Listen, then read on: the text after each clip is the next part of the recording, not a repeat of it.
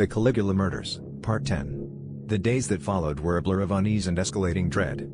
The official search for the missing townsfolk was called off, replaced by a silent exodus.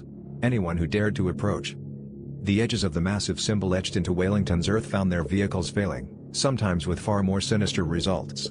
But Wailington was sizable enough to sustain its remaining inhabitants for a considerable time.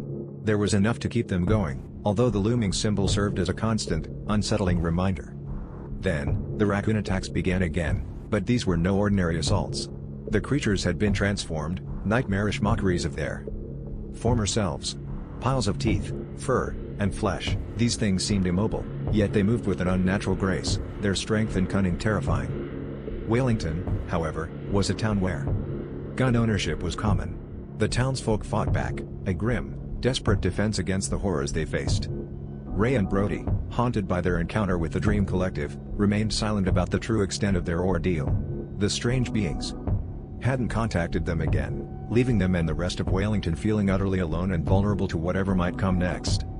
The silence stretched, broken only by gunfire and the unsettling chittering of the monstrous raccoons, a horrifying symphony of fear and despair.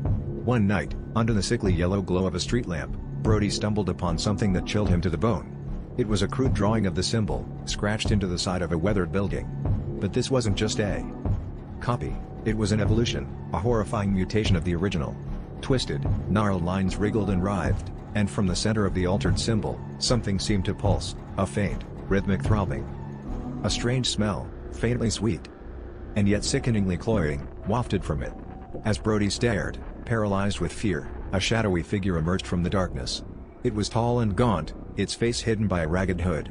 The figure raised a skeletal hand, and Brody saw that its fingers were tipped not with nails, but with the jagged, blackened teeth of one of the monstrous raccoons. The figure spoke, its voice a rasping whisper that seemed to scrape against Brody's very soul. "They are coming. And they want what you have."